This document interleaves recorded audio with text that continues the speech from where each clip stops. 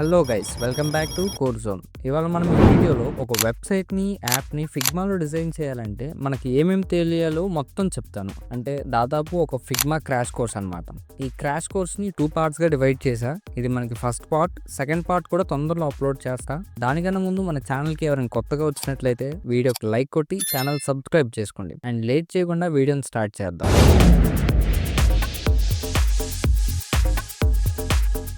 So ఇది మనకి Figma official website home page అనమాట. మనకి ఫిగ్మాలో 4 ప్రొడక్ట్స్ ఉన్నాయి. ఒకటి ఫిగ్మా అండ్ ఇంకోటి FigJam, dev mode and slides. FigJam, dev mode, slides గురించి తర్వాత తెలుసుకుందాం. మనం మెయిన్గా డిజైన్ మొత్తం చేసేవి ఈ ఫిగ్మాలోనే. అండ్ రీసెంట్గా ఫిగ్మా ఏఐని ఇంట్రడ్యూస్ చేసింది. దీని గురించి కూడా నేను మన ఫ్యూచర్ వీడియోస్లో మాట్లాడుకుందాం. One more best thing about Figma ఏంటంటే it's community. It's one of the best designing community అని చెప్పుకోవచ్చు. అండ్ ఇప్పుడు మనం ఫిగ్మా ప్రైసింగ్ చూద్దాం. ఇది ఫ్రీయేనా అని అంటే ఎస్, ఇది ఫ్రీయే, బట్ ఓవరాల్ కాదనమాట. ఇక్కడ మనకి చూస్తే డిఫరెంట్ ప్రైసింగ్స్ ఉన్నాయి. మనకి ఫిగ్మా ప్రొఫెషనల్ ప్లాన్ అనేది ఫ్రీగా తెచ్చుకోవచ్చు. ఆ ఫుల్ ప్రాసెస్ మొత్తం ఒక వీడియో చేశా, కావాలంటే ఒకసారి చెక్ చేయండి. దాని లింక్ డిస్క్రిప్షన్లో ఉంటుంది. ఇంకోటి ఏంటంటే ఫిగ్మాని మనం బ్రౌజర్లో రన్ చేయొచ్చు, అలాగే ఫిగ్మా అప్లికేషన్ కూడా మనం డౌన్లోడ్ చేసుకోవచ్చు. I prefer application. సో డైరెక్ట్గా మన ప్రొడక్ట్స్లోకి వెళ్ళి, డౌన్లోడ్స్లోకి వెళ్ళి అక్కడ మన సిస్టమ్ కాన్ఫిగరేషన్ బట్టి డౌన్లోడ్ చేసుకోవడమే. అండ్ ఆ ఫైల్ ఓపెన్ చేసి ఇన్స్టాల్ చేసేయండి. సో వన్స్ ఓపెన్ చేశాక ఇది మనకి ఫిగ్మా డాష్బోర్డ్ అనమాట. మనం చేసిన ప్రాజెక్ట్స్ అన్నీ ఇక్కడ వస్తాయి. లెఫ్ట్ సైడ్ చూసుకున్నట్లయితే మన రీసెంట్ సెక్షన్స్, అండ్ కిందకు వస్తే ఇది మన టీమ్ సెక్షన్ అనమాట. ఇక్కడ మన టీంలో చేసిన ప్రాజెక్ట్స్ అన్నీ వస్తాయి. అండ్ ఈ ఆప్షన్స్ అన్నీ వాటికి సంబంధించినవి. ఇప్పుడు న్యూ ఫైల్ క్రియేట్ చేయడానికి ఇక్కడ కనిపిస్తుంది కదా, అది సెలెక్ట్ చేసుకోండి. అందులో న్యూ ఫైల్ అని వస్తుంది కదా, దాన్ని కొడితే మనకి ఫైల్ అనేది క్రియేట్ అయిపోయింది. ఇందాక మనం కమ్యూనిటీ గురించి మాట్లాడుకున్నాం కదా, ఇప్పుడు దాన్ని ఎక్స్ప్లోర్ చేద్దాం. మనకి కమ్యూనిటీలో మ్యాక్సిమం అన్నీ దొరుకుతాయి. Like design resources, plugins, presentations and even inspirations కూడా. ఇప్పుడు ఒక ఇన్వెస్ట్ యాప్ సెర్చ్ చేస్తున్నా, అండ్ దీన్ని మనం ఓపెన్ చేసి మన ఫైల్లోకి తెచ్చుకుందాం. సో మన ప్రాజెక్ట్ అనేది ఓపెన్ అయింది. ఇది మనకి డైరెక్ట్గా మన డాష్బోర్డ్లోకి వచ్చేస్తుంది. ఇది మన ప్రాజెక్ట్ నేమ్. దీన్ని ఇక్కడ మనం ఎడిట్ చేసుకోవచ్చు. మనం ఈ స్క్రీన్ని ఒక 4 సెగ్మెంట్స్గా చెప్పుకోవచ్చు. ఫస్ట్ మిడిల్లో ఉన్నది క్యాన్వాస్, రైట్ సైడ్లో ఉన్నది డిజైన్ ఇన్స్పెక్టర్, లెఫ్ట్ సైడ్లో ఉన్నది లేయర్స్ అనమాట. అండ్ కింద ఉన్నది ఏంటంటే టూల్ బార్. మనకి ఇక్కడ లెఫ్ట్ సైడ్ చూస్తే మనకి 2 ఆప్షన్స్ ఉన్నాయి, ఫైల్, అసెట్స్ అని. ఫైల్ సెక్షన్లో మన పేజెస్ అన్నీ ఉంటాయి.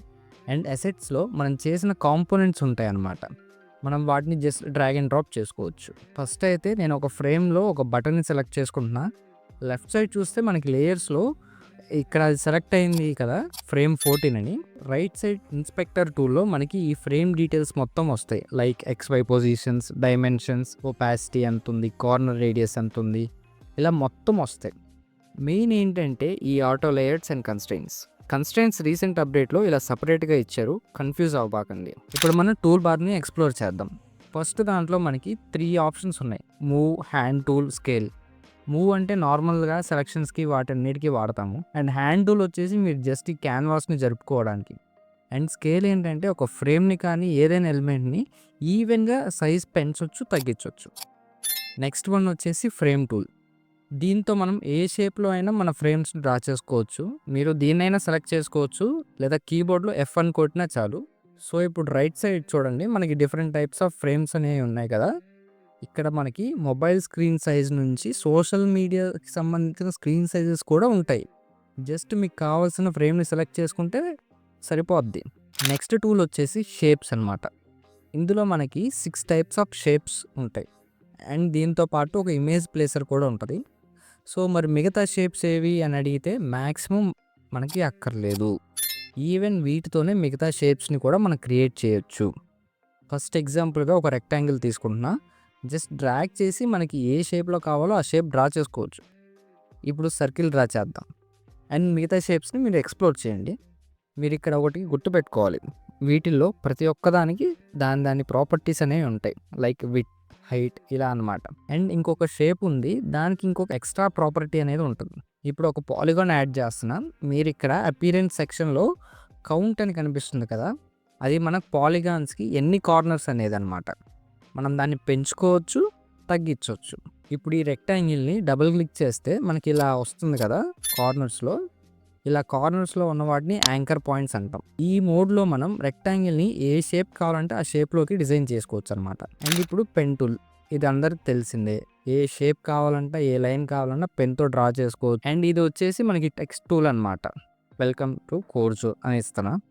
రైట్ సైడ్ చూస్తే మనకి టైపోగ్రఫీ సెక్షన్ కనిపిస్తుంది. ఇది మనకి లైన్ హైట్, ఇది లెటర్ స్పేసింగ్, ఇది టెక్స్ట్ సైజ్, ఇది వెయిట్. ఈ టైపోగ్రఫీ మీద ఒక ఫుల్ లెంగ్త్ వీడియో చేశాను.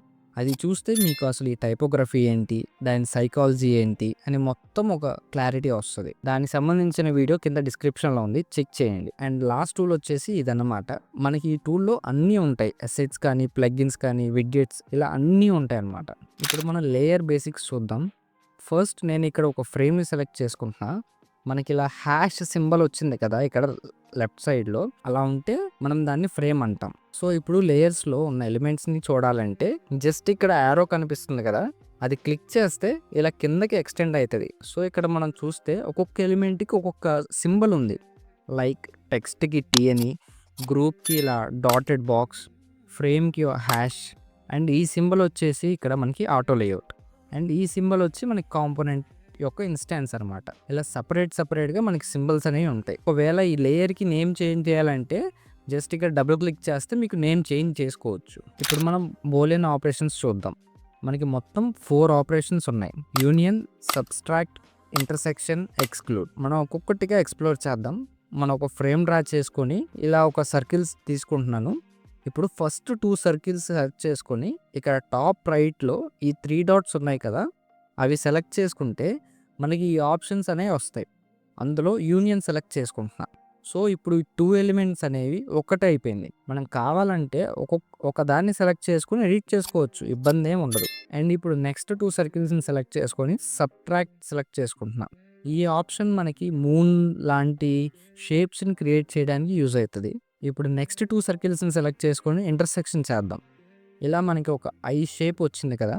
ఇప్పుడు నేను ఇంకొక సర్కిల్ని యాడ్ చేసి మిడిల్లో ఈ 2ని సెలెక్ట్ చేసుకొని సబ్స్ట్రాక్ట్ కొడుతున్నా. సో మనకి ఇలా ఐ షేప్ అనేది వచ్చింది చూడండి. అండ్ లాస్ట్ ఆప్షన్ వచ్చేసి ఎక్స్క్లూడ్. దాన్ని మనం అప్లై చేస్తే ఇలా వస్తుంది అనమాట. మనకి ఇలా బూలియన్ ఆపరేషన్స్తో చాలా షేప్స్ అనేది క్రియేట్ చేయొచ్చు.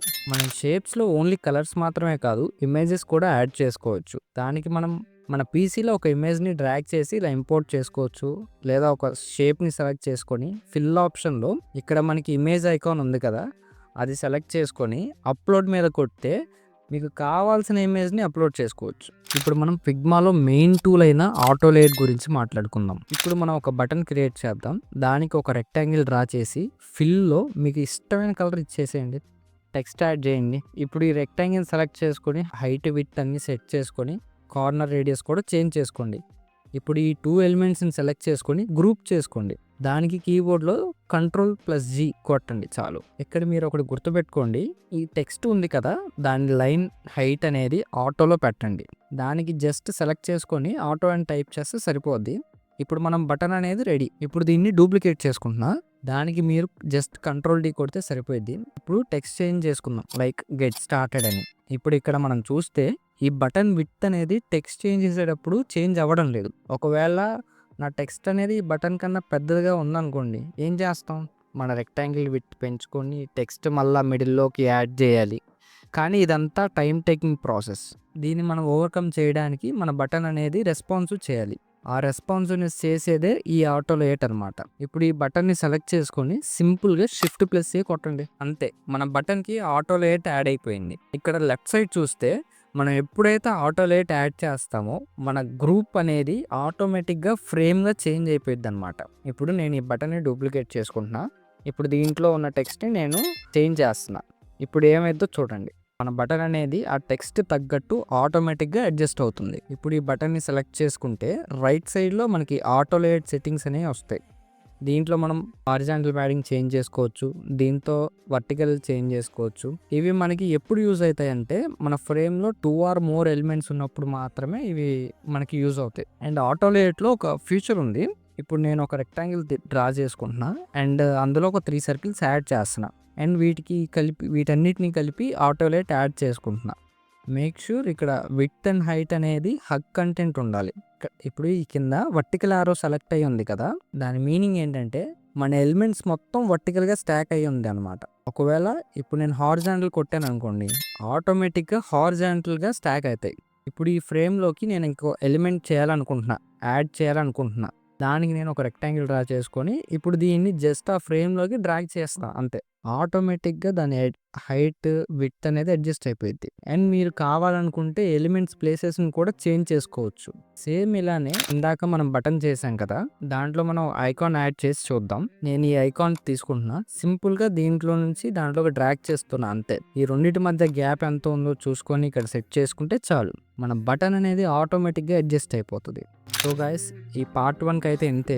నెక్స్ట్ పార్ట్ 2 వీడియోలో ఇంకొంచెం డెప్త్గా వెళ్దాం. అండ్ మీరు ఇక్కడ దాకా చూసారంటే వీడియోకి లైక్ కొట్టి ఛానల్ని సబ్స్క్రైబ్ చేసుకోండి. సో మీరు అప్డేటెడ్గా ఉంటారు. మీకు ఇంకేమన్నా ట్యుటోరియల్స్ కావాలంటే కింద కామెంట్ చేయండి, నేను తప్పకుండా వీడియోస్ చేస్తాను. నెక్స్ట్ వీడియోతో మీ ముందుకు వస్తా. Until then keep smiling, spread love.